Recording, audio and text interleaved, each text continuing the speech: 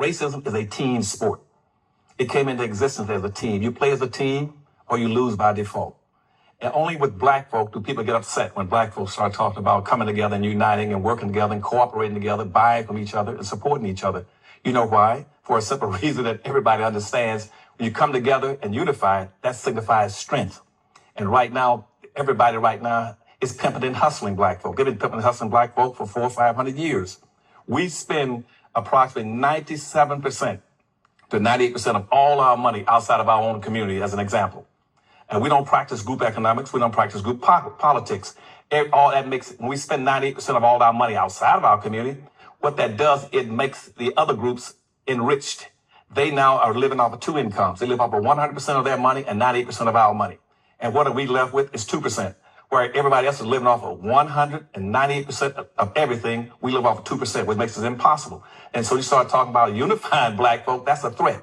They're saying, you're going to cut off your money from us? You're going to cut off, we're living off of two incomes. You're going to reduce us down to one income? That's a threat to them. Also, it's a threat when you start talking about unifying blacks and looking out for your own people. That means political possibility of uniting as a political force in this country, which nobody wants to see. That's a threat because all the rest of the people in society are living privileged lifestyles based on what they came in here and got as immigrants. Black folk never had those lifestyles. So, yes, it's a threat to them. I don't know if you can feel it, but we're in the middle of a Black American renaissance right now. And don't let nobody gaslight you into believing you're wrong for putting your specific ethnic group first. As foundational Black Americans, we're the lifeblood that makes America shake and move. And these other ethnic groups like the Asians are like parasites or leeches, eating off of us while hoping we never wake up and realize what's actually going on. What's up, my people? So I think we got to make this clear here, right? Let me ask my people something real quick. Hey, when we say black owned, we mean Black American owned, right? All right, just making sure. I just want to make sure. I just want to make sure that the next thing I'm about to say, I'm speaking for us, right? So, tethers. When we say we're looking to spend with black-owned businesses, we do not mean African-owned in none of the 54 countries in Africa, Nigerian-owned, Liberian-owned. We're not talking about that. Okay? We're not talking about Bahamian or Jamaican or Haitian-owned. No. That's what those businesses are called. Right? We are looking to spend in Black American. Let me just do it like this. If you are the descendant of someone who was reclassified to Negro, we need to spend with you. If you were reclassified on this soil to African American from a different ethnonym to that ethnonym, we need to spend with you. Right? If you are the descendant of a chattel slave, if you are the descendant of an antebellum era slave, if you are a descendant of an 1865 freedman, right? If you are the descendant of a person who had enrollment in the Freedmen's Bureau, in the Freedmen's Bank, right? We need to spend with you. If you are not a black-owned business and we see you advertising to be a black-owned business and we do our due diligence and find that you're not, we will expose you. And you know what comes after that. There should be no more playing with us. We say what we mean and we mean what the fuck we say. Right? We will add your ass straight to this fucking list. If you are a melanated immigrant-owned business, you should have a memorandum of understanding drawn up with us. If we spend with you, that money comes back to our community. It does not go to your home. Right? That's the understanding.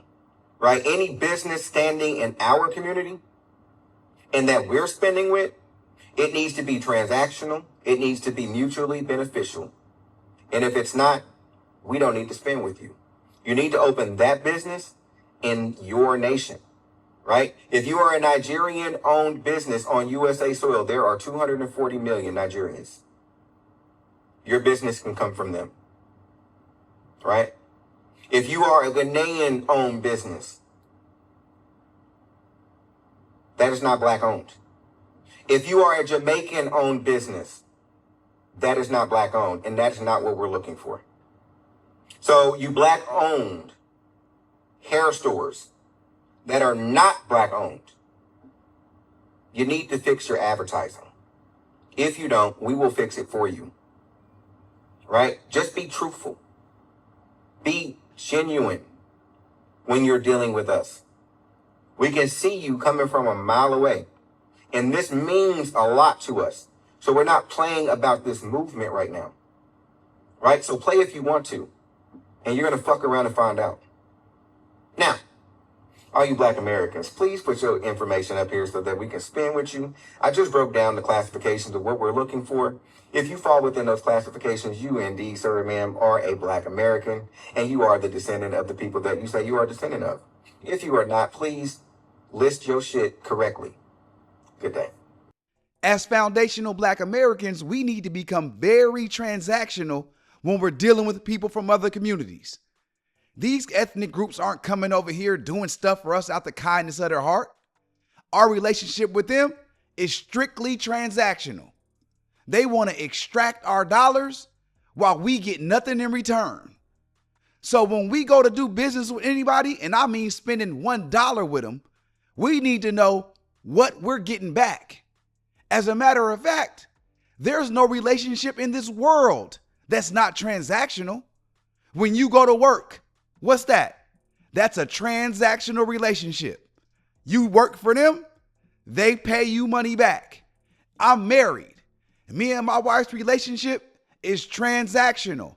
I do for her and she does for me. If one of us stop being transactional, guess what's going to happen? Somebody's going to get tired of somebody. So when we're dealing with these other communities, we need to start letting them know if we even decide to deal with them. We don't even need to, really.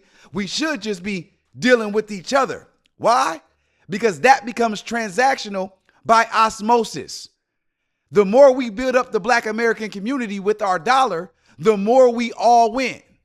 But if we decide to do business with any of these other groups, it needs to become, what are you going to do for us in return?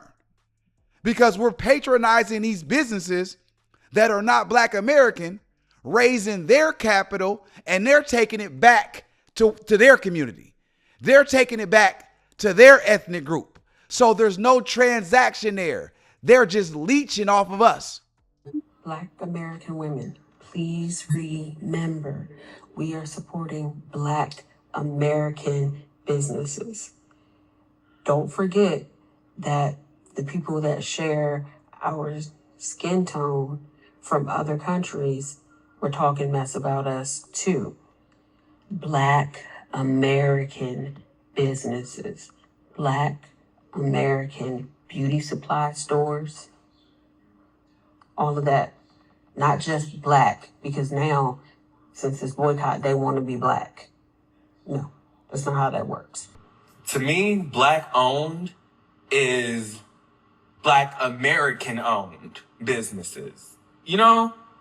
Because I just seen this video of this Caribbean woman, or I don't know where she was from, but she definitely had an accent, and you can tell she is definitely not from here. She even tried so hard to even sound like a black American. Because what these other races that have melanin, they're going to take advantage of this agent boycott, however you want to call it. They're going to take advantage of that boycott too. So when y'all say investing in black-owned businesses, black American-owned businesses. And see, that's the thing. Our relationships with other communities are strictly exploitive. When do you see a bunch of Asians in a soul food restaurant or in our beauty supply stores or any of the thousands of the businesses we own? They don't come. So while we're spending our money with them, they would never spend their dollar with us. So that's strictly exploitive, and we no longer need to be giving them any of our money. When do you see Nigerians as a collective patronizing our stores? When do you see Caribbeans, Jamaicans as a collective patronizing the stuff that we own? You don't see it. But we are patronizing all these ethnic groups, businesses, and they're just extracting our dollar. We got to smarten up and realize we cannot build them up economically and not build ourselves up economically. So I don't care if we got to drive across town to give somebody our money that's foundational Black Americans. That's what we need to do, because now we're raising our capital. Look, why is it that when Black Americans start protecting Black Americans and doing what's best for us, everybody gets mad? Why is that? See, they want our money, but not our blues, right?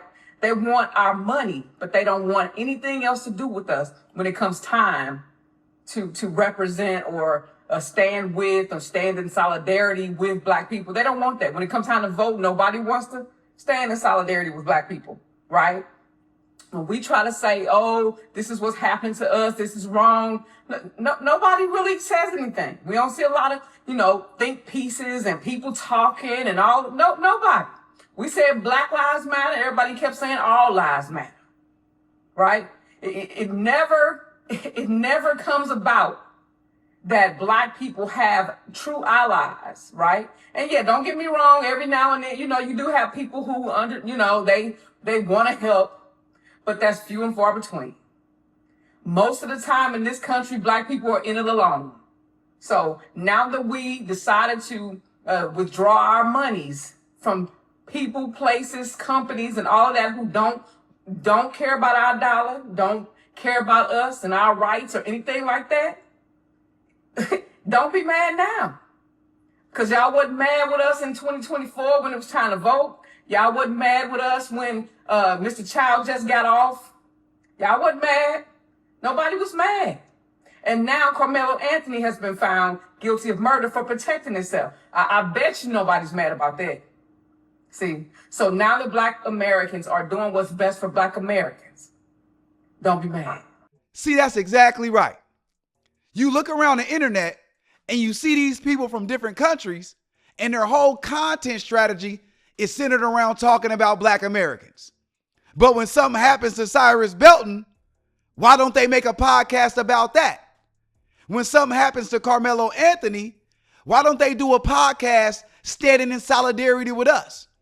Because all they want to do is use us for traffic, use us to get a quick buck, because they don't actually care about our community. And so we need to get the same way about us. Focus on us, because we are the sauce. These other people have nothing to offer us, but we have everything to offer them.